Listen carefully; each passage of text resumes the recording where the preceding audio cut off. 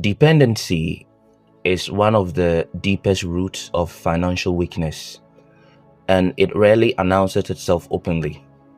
It hides inside comfort, convenience, emotional safety, social approval, routine unemployment identity, institutional trust, and familiar suffering.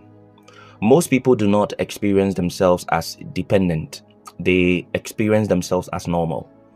Dependency feels like stability until stress tests reveal how fragile it truly is. A dependent nervous system seeks external regulation. It needs systems, people, routines, substances, distractions, or authorities to stabilize its emotional state. When those external regulators wobble, anxiety spikes, decision-making collapses, and fear-driven behavior emerges. Financial sovereignty requires internal regulation.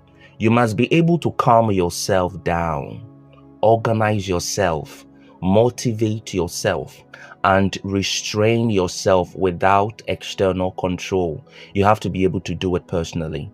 Most people never develop this capacity because modern systems reward compliance and comfort rather than internal authority. Dependency also shapes identity. Many people unconsciously attach their sense of worth to roles, salaries, titles, social status, community approval, or ideological belonging. When identity becomes attached to external structures, the nervous system resists any change that might threaten those structures, even if the change would create long-term freedom. This is why people stay in stagnant careers, unhealthy financial arrangement, exploitative relationships, or rigid belief systems long after they recognize the limitations intellectually. The nervous system prioritizes identity preservation over growth. So financial weakness persists because people confuse safety with stagnation. They protect small familiar comfort zones instead of expanding competence. Growth always introduces uncertainty. It demands temporal instability. It requires learning curves, mistakes, discomfort, and exposure. A nervous system trained to avoid discomfort will interpret growth as danger and retreat back into limitation. So comfort addiction quietly erodes sovereignty. When a nervous system becomes accustomed to constant ease, it loses tolerance for friction. Small challenges feel overwhelming. Minor delays feels intolerable. Short-term inconvenience feels threatening. Wealth requires the ability to absorb friction without collapse. Every meaningful system involves maintenance, problem solving, negotiation, adjustment, and patience. Comfort addiction trains avoidance rather than mastery. This is why many people self-sabotage precisely when things start improving. Increased responsibility triggers internal alarms. More money introduces complexity. Greater visibility invites scrutiny. Larger decisions increase consequence. If the nervous system is not trained to hold complexity, it unconsciously destabilizes the system to return to familiar limitations. Weakness feels safer than growth to an untrained nervous system. So emotional regulation is therefore a core financial skill. Even though most financial education ignores it completely, emotional regulation allows you to pause instead of react, evaluate instead of panic, tolerate uncertainty without impulsive behavior, and remain grounded under pressure. Without regulation, intelligence becomes inconsistent and unreliable. You may know what to do, but cannot execute it consistently when emotions surge. Many people also struggle with delayed reward tolerance. They want immediate feedback. They want quick validation. They want rapid payoff. They want long-term projects to feel tangible and satisfying in the shortest possible time, which is counterproductive. Wealth compounds slowly. Skills compound slowly. Networks compound slowly. Reputation compounds slowly. If your nervous system requires constant stimulation, you will abandon compounding system prematurely and choose novelty instead. This keeps you perpetually restarting rather than building momentum. Another layer of weakness emerges through avoidance of ownership. Ownership is not just legal possession, it is psychologically responsive.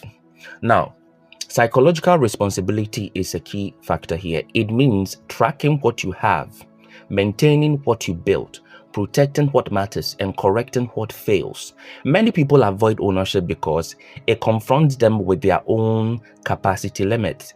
It removes excuses. It exposes consequences. Avoidance of ownership keeps people in dependency loops where someone else carries responsibility whilst they carry complaints. So weakness is also reinforced through fragmented attention. Constant digital stimulation fractures focus, like constantly being on social media and putting off your duty to focus on certain financial obligations. Fragmented focus cannot sustain deep work, strategic thinking, or system construction. Attention becomes reactive rather than intentional, and the mind jumps between impulse rather than committing to structured execution. Wealth requires sustained concentration over long periods of time. There is also a subtle addiction to struggle that many people carry. Struggle provides emotional meaning, identity, social validation, and a sense of moral righteousness. Being busy all the time, being exhausted all the time, and being overwhelmed all the time becomes a badge of honor, which is not true. Calm competence feels empty or suspicious to a nervous system addicted to drama. This addiction to struggle keeps people cycling through burnout rather than stabilizing into mastery. So, emotional weakness also persists when people avoid confronting their own limiting narratives. Stories like, people like me never get ahead, or wealth requires corruption, or I'm not good with money, or success brings danger, or stability is boring, or rich people are evil, or I don't deserve more.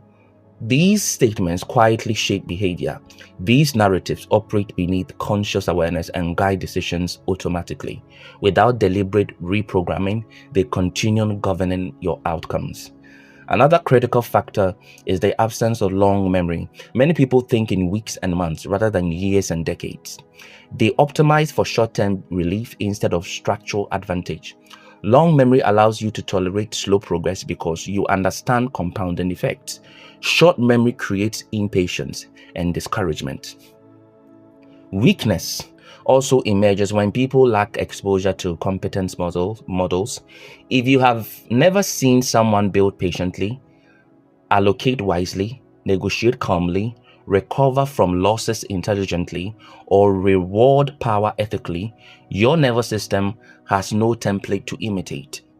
You may unconsciously replicate chaos because it feels familiar.